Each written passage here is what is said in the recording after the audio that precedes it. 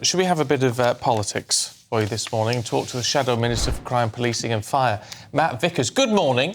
Good morning. It's nice to see you this morning. Can we talk Chagos? Yes, of course we can. Because this is very confusing.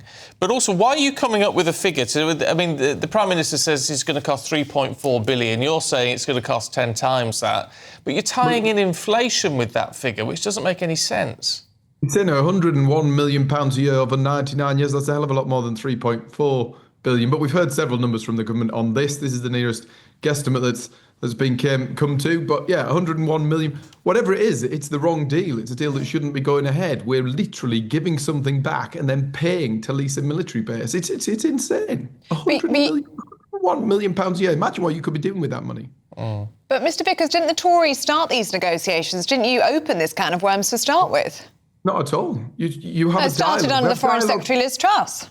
We have dialogues with countries across the globe who ask lots of things at lots of times. We would never have gone in with this. It was just not a thing. It's a bad deal for Britain. When Labour negotiates, Britain loses. We've seen it with Chagos, this absolutely ridiculous deal that is going to cost the taxpayers of the UK a fortune. We've seen it with the EU negotiations that are underway. We've seen it with the India trade deal that's seen British companies paying British workers being taxed to the eyeballs whilst Indian workers are getting tax breaks. It is utter chaos. When Labour negotiates, Britain loses. I think Starmer just finds himself on the wrong end of the negotiating table. It's a disaster. Why then, with all of this, if it's such a disaster, does Secretary of State Marco Rubio say that this agrees a long-term, stable and effective operation of the joint facility at Diego Garcia? Trump likes it. There might be lots of views from different parts of the world who have lots of different interests. This deal is not in Britain's interests at all. It's not in the interests of taxpayers who are going to be forking up for this ridiculous sum of money. What do you make of Sir Keir Starmer when defending this deal to the press yesterday, saying, look, he didn't have a choice. The choice was you have a deal or you don't have a base? He probably would say the same thing about his new relationship with the EU and the difficulties that he's causing for farmers when he's handing over, we're now becoming subject to more EU law. We're becoming, we're handing more control back to the European Court of Justice. We're seeing more British taxpayers' money go to the EU. All these things are choices. That guy's put behind number 10 to make choices. This is the wrong choice. It's a bad deal for Britain. But it's not a choice if he says there is a long-standing government legal assessment, we don't know how long-standing, that if this went to the next level of court, which would be a binding judgment, we would lose that. It is a negotiation. It is a deal. It is a bad deal. No court anywhere has told him that he needs to hand over £101 million every year for the next 99 years. No one's told him that. He should be fighting for Britain's interests. Claire, let's have a look at the Chagos deal, shall we? Front page of the Times. I mean, it's such a happy Friday for anybody that supports the Labour Party right now, isn't it? This is Sir Keir Starmer handing over the Chagos Islands to Mauritius, which is going to cost us, the taxpayer, an inordinate amount of money over the next 99 years. Why he has gone through with this is There must be a reason. I mean, what was he saying yesterday about this? If they didn't do this deal, it would end up going to court and they would lose it. But that's the point about it. I mean... Because I've never heard that argument before. Well, no, it's been around. I mean, what we've had two judgments against us already, one from the International Court of Justice, one from the UN General Assembly.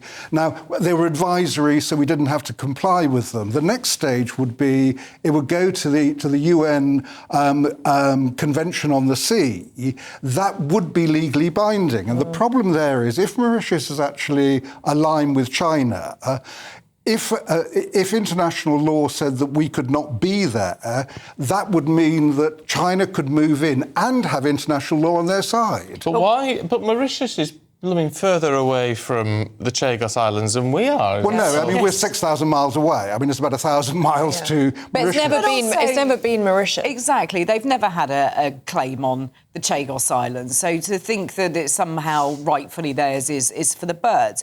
But it's the amount of money... It's for the courts. I mean, it is for the courts to decide who actually should own them. The amount of money that is going to be handed over to Mauritius is actually obscene. When you start digging down into the figures, £45 million a year for 25 years to support projects for economic development in Mauritius. But this is a deal. Okay, this is like renting a house. This is a deal to actually lease our a military own base. pensioners, but we can pay for the Mauritian economy to be bumped up. Yeah, but this is a deal to keep where's that coming Diego from? Garcia as a military base. Where's the money coming from? Because all we keep hearing from the Chancellor is that there's some enormous £22 billion black hole, you know, the one that we've always heard about. We're forking out now. I mean, all right, we're not paying all this money up front. It's over 100 years. Get that? But it's £2 million a week. I mean, by his conservative figures. Yes, I know, but because we're leasing then a military base. And I mean, the figures seem to be all over the place, in fairness, that the Telegraph are reporting a £30 billion cost. It looks as if that's a kind of calculation on the back of a fag packet. Well, no, but whatever the cost is, we're renting something. Inflation at 2% for 100 years. Yeah. That's what that is. And the other programmes that Claire's spoken about there. Yeah, but I mean, at the moment we're talking about 100 million. But the figure is not so much important. It's the principle that if we want to retain that military base, this is the way to do it. We are renting it. It is like renting a house or something like that. So on the basis of that, we've got to pay some money out. All right. We shall leave it there, you two. Never known to agree on much, you two.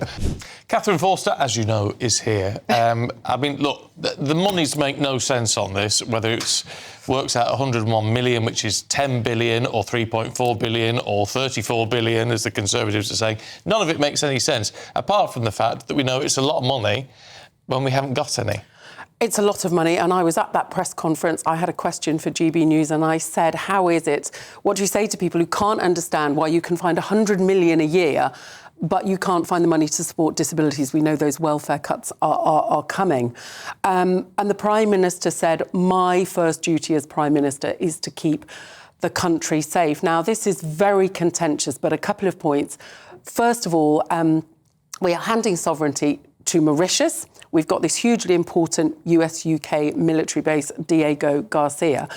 Mauritius was a British colony, got independence in 1965.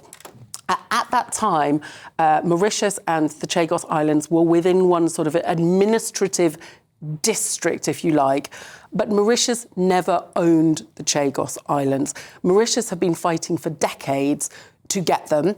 There was an international ruling by the International Court of Justice back in 2019, I think, saying that Mauritius should be granted sovereignty.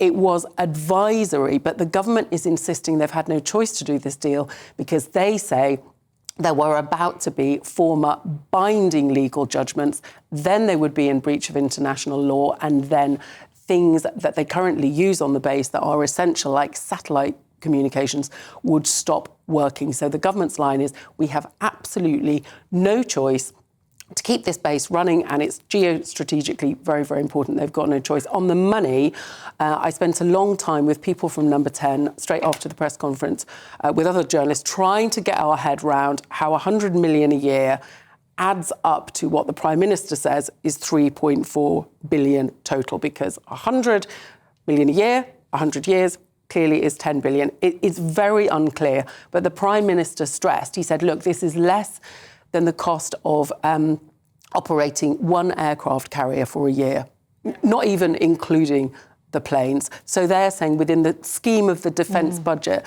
this is not a lot of money. But it's a difficult line to take, isn't it, at the moment?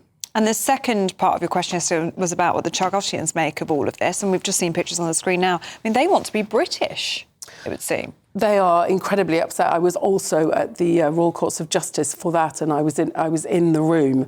They feel that they have been abandoned and treated appallingly yet again, as they were when we got this military base, just booted them off the island. They are absolutely appalled. They were alleging that the government was basically breaking the law by breaching their human rights. The judge did not find in favour of them, however. And I did think, though, yesterday morning it was quite ironic. The Prime Minister was a big human rights lawyer. And, you know, these people alleging that the government is breaching human rights. Heck, it just seems like a mess, but maybe we'll get to the bottom of it at some point. For now, Catherine, thank you. Thanks, Catherine.